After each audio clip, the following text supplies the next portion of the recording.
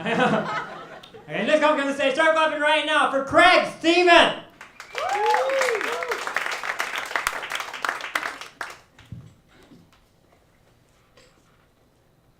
LeBron and the Lakers are in town tonight, and you folks came out to see me.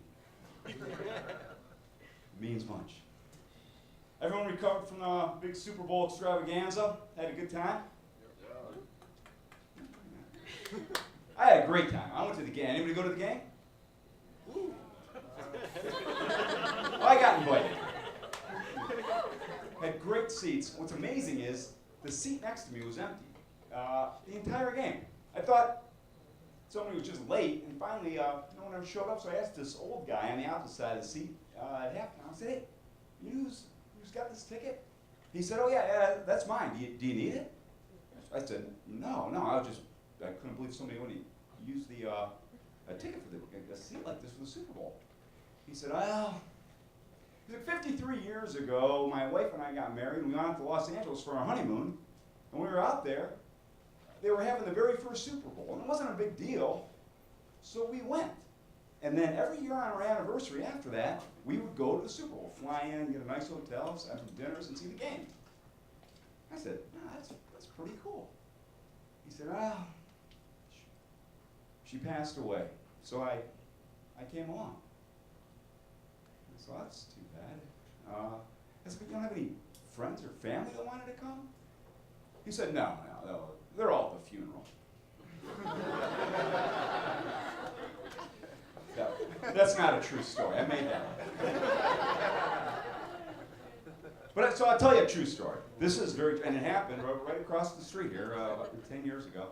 There was a Starbucks, and a couple of years they knocked it down, and when they knocked it down, they built a new one across the street, and I told someone, this is good news, because I was banned for life from the other Starbucks. I bet that doesn't carry over to the new one.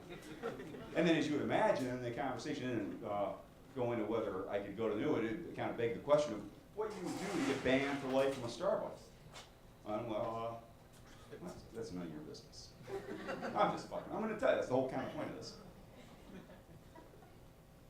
I had like most of the places I got banned from, is a simple misunderstanding. I had the misfortune of being in there early one morning with a lot of people that had never seen the film The Usual Suspects. And I should be more specific, the iconic, wildly popular film The Usual Suspects. So I think the onus is on these folks for not having experienced this. But what had happened was, I lived right around the corner, and every Saturday morning I would take my dog to the park. And on the way to the park, I would stop at Starbucks right when it opened at 6 a.m. and get a coffee to take with me. Well, on this particular morning, I had to go to the bathroom, and as you may or may not know, in Midtown, most of the bathrooms are locked. So I got to the front of the line, I gave my little coffee order, and I asked the girl, I said, can I have the keys for the bathroom? She said, oh, you need the keys. I don't have the keys yet, we just opened, I need to get the keys.